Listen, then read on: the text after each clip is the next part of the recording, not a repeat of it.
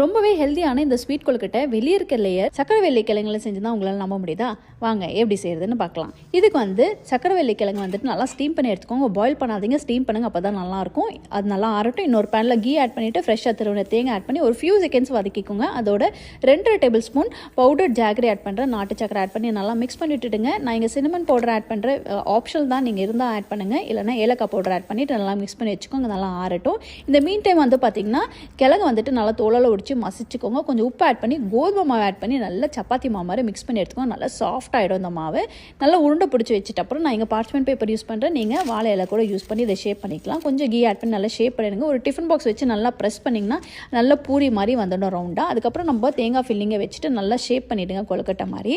தவாவில் கொஞ்சம் key apply பண்ணிவிட்டு மீடியம் ஃப்ளேமில் எல்லா சைடும் நல்லா ஷாலோ ஃப்ரை பண்ணி எடுத்துக்கோங்க. சூப்பரான ரொம்ப டிஃப்ரெண்ட்டான சக்கரவள்ளி கிழங்கு கொழுக்கட்டை ரெடி ஆகிடும். கண்டிப்பாக நீங்களும் ட்ரை பண்ணி பாருங்கள். Happy cooking.